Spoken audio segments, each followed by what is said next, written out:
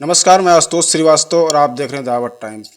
मैं इस समय मौजूद हूं अयोध्या ज़िले में, जो कि अयोध्या आप सब जानते हैं काफ़ी मशहूर है, काफ़ी फेमस है।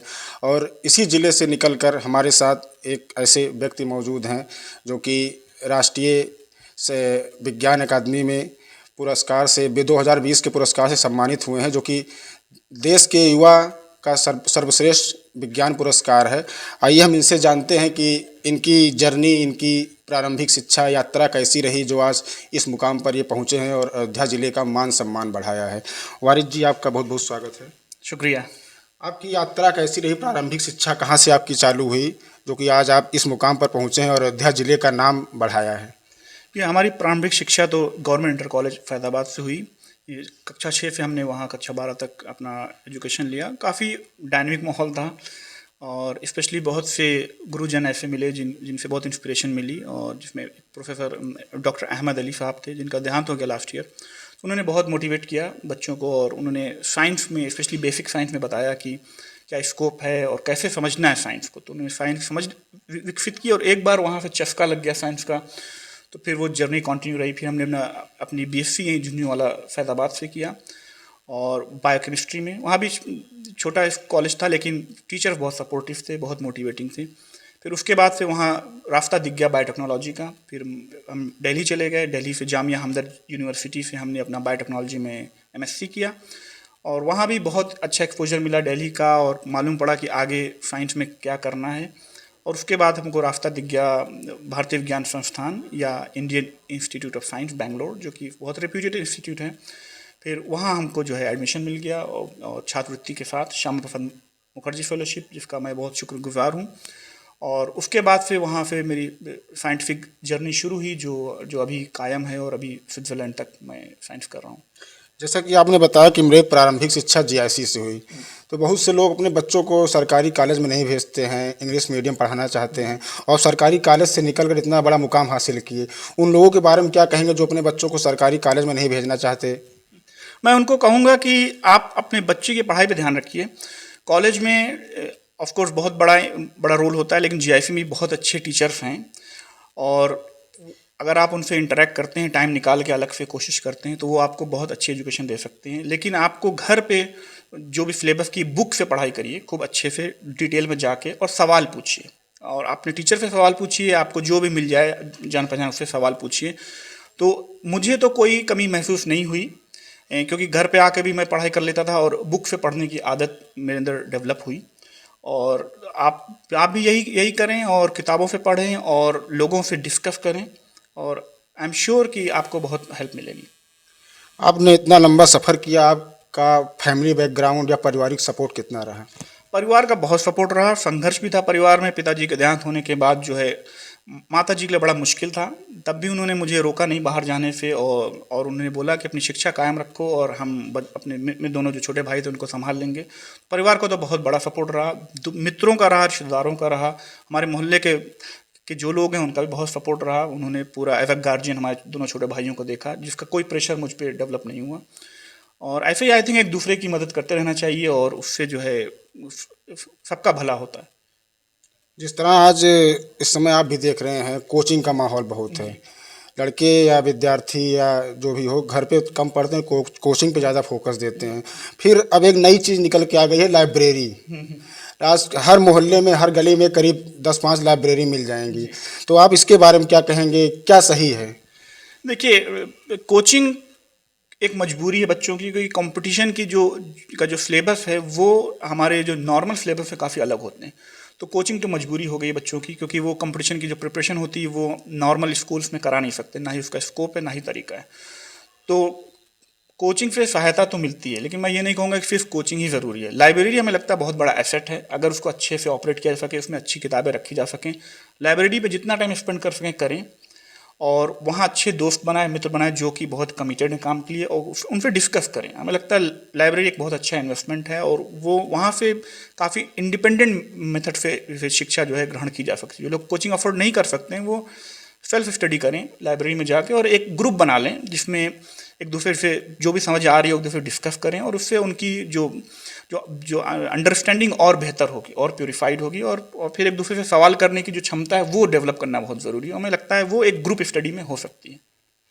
जैसा कि अभी आप बता रहे थे कि अपने यहाँ की अगर किसी को हल्का सा जुकाम बुखार होता है तो घर वाले लोग उसको एंटीबायोटिक दवा दिला देते हैं। आप उसको कैसे देखते हैं, क्या बताएंगे आप उसको?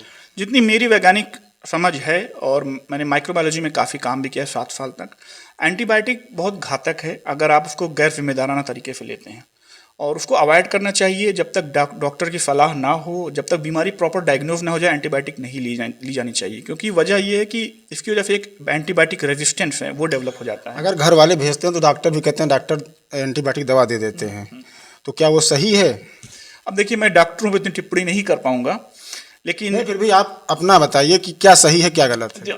तो एंटीबायोटिक रैंडमली देना तो सही नहीं है, ये तो हर वैज्ञानिक इससे जो है सहमति रखता है। और क्योंकि यही सबसे बड़ा प्रॉब्लम है एंटीबायोटिक रेजिस्टेंस का, तो इसलिए एंटीबायोटिक रैंडमली नहीं लेना चाहिए। डॉक्टरों को भी डायग्नोसिस पे ज़्यादा ध्यान देना चाहिए। उसके बाद अगर उनको पता लग जाता है कि हाँ ये बैक्टीरियल इन्फेक्शन है, देन उनको एंटीबायोटिक देना चाहिए और सही एंटीबायोटिक देना चाहिए, ताकि वो और पूरा कोर्स कराना चाहिए। मेक श्योर कि कोर्स पूरा हो, नहीं तो अगर बैक्टीरिया पूरी तरह से मरता नहीं है तो रेजिस्टेंस डेवलप होने का चांस ज़्यादा रहता है। अभी आप बता रहे थे कि बच्चा हमारे यहाँ अगर किसी तबीयत खराब है तो हम लोग एंटीबायोटिक दवा नहीं देते, जब तक वो बच्चा रोने न लग जाए या काफ़ी परेशानी में ना आ जाए तब एंटीबायोटिक देते हैं। और यहाँ पर अपने यहाँ लोग कि हल्का सा बच्चा रोने लगा, जुकाम हुआ, बुखार हुआ, घर वाले भेज देते हैं एंटीबायोटिक दवा लेकर आओ, और डॉक्टर भी एंटीबायोटिक दवा दे देते हैं। उस पर आप क्या कहेंगे? अब शायद ये वहाँ का सिस्टम है और वो लोग स्विट्जरलैंड या यूरोपियन कंट्री में एंटीबायोटिक बहुत अवॉइड करते हैं, क्योंकि उनके लिए एक बहुत बड़ा चिंता का विषय है एंटीबायोटिक रेजिस्टेंस, तो वो उसको डेवलप नहीं होने देना चाहते हैं। तो इस वजह से वहाँ वो लोग एंटीबायोटिक प्रेफर नहीं करते। और यहाँ भी थोड़ा टाइम देना चाहिए, क्योंकि इम्यूनिटी अगर बूस्ट हो जाती है, टाइम लेती है, तो वो अपने आप फाइट कर सकती है पैथोजन से या बैक्टीरिया से।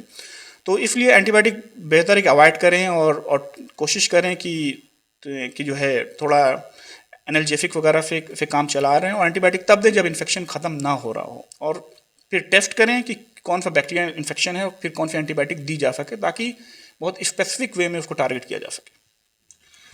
हमने अभी देखा कि आपके अलमारी में काफ़ी अवार्ड रखे हुए हैं, जो कि इस क्षेत्र से पहले थे, तो आप इस क्षेत्र के पढ़ाई के अलावा आप किस चीज़ में रुचि थी जो कि इतने अवार्ड आपने रखा है?